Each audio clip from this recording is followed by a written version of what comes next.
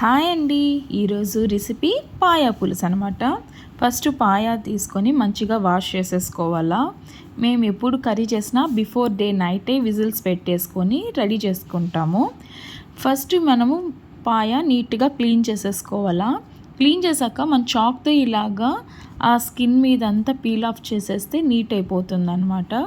ఆ స్కిన్ మీద హెయిర్ ఏదన్నా ఉన్నా కూడా నీట్గా వచ్చేస్తుంది అనమాట. ఇలాగా నీట్గా తర్వాత ఒక 2-3 టైమ్స్ మంచిగా హాట్ వాటర్తో వాష్ చేసేసుకోవాలా. ఇప్పుడు మంచిగా క్లీన్ అయిపోతుంది అనమాట. తర్వాత మన గార్లిక్ జింజరు నేను చూపించినంత విధంగా తీసేసుకొని ఇలా పీస్ చేసేసుకొని కలిపేవాలన్నమాట. అందులో జింజర్ గార్లిక్ పేస్ట్ అప్పటికప్పుడే చేసి కర్రీస్లో వేస్తే టేస్ట్గా ఉంటుందన్నమాట. ఇది ఇలాగ వేసేసేసుకొని salt and then turmeric powder కూడా వేసేసుకొని విజిల్ పెట్టేసుకోవాలన్నమాట. అది 1 విజిల్ పెట్టేసి సిమ్లో పెట్టి ఒక 20 మినిట్స్ దాకా పెట్టేస్తే పాయ మంచిగా ఉడికిపోతుంది అనమాట. ముందంతా పొయ్యిలో నైట్ పూట వేసేవాళ్ళంటండి. బట్ ఇప్పుడు మనకి పొయ్యి అవంతా లేదు కాబట్టి సో కుక్కర్లో నైట్ ఉంచేసుకుంటాము. లేదంటే నెక్స్ట్ డే ఆ రోజే చేసుకోవాలంటే కూడా సేమ్ ప్రొసీజర్. ఇలాగా ఫస్ట్ విజిల్ పెట్టేసుకోవాలన్నమాట. సాల్ట్ పసుపు ఇలాగా అల్లం తెల్లగడ్డ అంతా దంచేసేసుకొని ఇలాగా విజిల్ పెట్టేసుకోవాలి. ఇలాగ మంచిగా కలిపేసుకోవాలన్నమాట. వాటర్ మనకి ఎంత తగినంతో అంత ఇలాగా ఉడికిపోతుంది అనమాట. చూస్తే మనకు ఇంకా కొంచెం ఉడకాలనిపిస్తే మసాలా అంతా రెడీ చేసుకొని మళ్ళీ విజిల్ పెట్టేసుకోవచ్చు. ఇలా పాయ ఉండేటప్పుడు సూప్ కూడా తాగేయచ్చు అనమాట. చాలా మంచిది మన హెల్త్కి.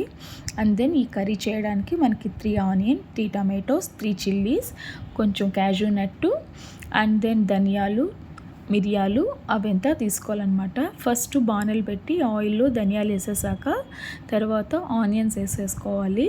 అది మంచిగా సిమ్లోనే పెట్టుకొని ఫ్రై చేసుకోవాలన్నమాట.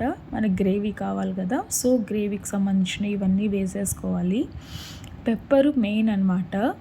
యాక్చువల్గా పాయ అంటే వాయువు అంటారు. సో అట్లాంటి సమయంలో ఈ మిరియాలు అవన్నీ తగిలిస్తే కర్రీకి టేస్ట్గాను మంచిది ఉంటుంది, హెల్త్కి కూడా మంచిదనమాట. యాక్చువల్గా ఫీవర్ సిక్ ఉన్న సమయంలో ఇలాంటి సూప్స్ చేసుకొని తాగితే మనకి కొంచెం బాడీ యాక్టివ్నెస్ వస్తుందన్నమాట. సో కర్రీకి ఇవన్నీ వేసేసుకొని ఫ్రై చేసేసుకోవాలా. నేను చూపించిన ఇంగ్రీడియంట్స్ మొత్తము ఆనియను, టమాటో, పెప్పరు, ధనియాలు ఎందుకు వేస్తామంటే పెప్పర్ హీట్ కదా, ఆల్మోస్ట్ ఎక్కువ ఇంగ్రీడియంట్ పెప్పర్ యూస్ చేస్తాం కాబట్టి ధనియా కూడా యాడ్ చేస్తాము. ఇవన్నీ మంచిగా ఫ్రై చేసేసుకొని కొత్తిమీర కూడా తీసుకున్నాం కదా, బట్ దీంట్లో వేసి ఫ్రై చేయమన్నమాట. వేస్తే ఫ్లేవర్ ఎంత పోతుందని ముందుగా మనం కొత్తిమీర స్టవ్ ఆఫ్ చేశాక కొత్తిమీర వేసి ఇలాగా మిక్సీకి పట్టేసుకోవాలి. చల్లారిన తర్వాత మిక్సీకి వేయాలా. మిక్సీ వేసేటప్పుడు కూడా అది సాఫ్ట్గా వేసేసుకోవాలన్నమాట. ఇలాగా సాఫ్ట్గా వేసేసాక మనము తనిగా బాణెల్లో సోంపు పట్ట లవంగం పొడి వేసేసి ఆయిల్లో కరివేపాకు వేసేసి చిల్లీ పౌడర్ ఒక స్పూను, టర్మరిక్ పౌడర్ స్పూన్ వేసి ఈ ఆయిల్లోనే ఇలాగా ఫ్రై చేసేసుకోవాలన్నమాట.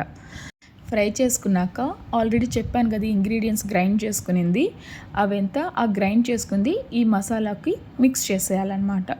కొంతసేపు ఈ చిల్లీ పౌడరు టర్మరిక్ పౌడర్ అంతా వేసాం కదా, ఈ మనం రెడీ చేసుకున్న పేస్ట్లో మంచిగా మిక్స్ చేసేసుకొని మనం ఆల్రెడీ పాయాని ఉడికించుకున్నాం కదా ఒక 1/2 అవరు, ఫస్ట్ విజిల్ వచ్చాక 20 మినిట్స్ పెట్టి ఉంచుకోవాలి. అప్పుడే పాయ మనకి మెత్తగా ఉడుకుతుందన్నమాట. సో ఈ మసాలా అంతా రెడీ అయ్యాక ఆ పాయ పులుసులోనే వేసేసి అగైన్ 2 విజిల్స్ పెట్టేసుకోవాలన్నమాట. వాటర్ మనకి ఎంత కావాలో అంత వాటర్ మనం యాడ్ చేసేసుకోవచ్చు. మన స్పైసీ అవంతా తెలుస్తుంది కదా, దాన్ని బట్టి మనం వాటర్ వేసుకోవచ్చు. మనం ఇలాగే పులుసు రెడీ చేసేసుకొని మళ్ళీ అగైన్ 2 విజిల్స్ పెట్టేస్తే మసాలా అంతా మంచిగా పడుతుంది అనమాట. పాయాకి తినడానికి కూడా బాగుంటుంది. అండ్ దెన్ కొందరైతే కొబ్బరి కూడా యాడ్ చేస్తారు. అంతే అండి, పాయా పులుసు రెడీ. Subscribe, like, share.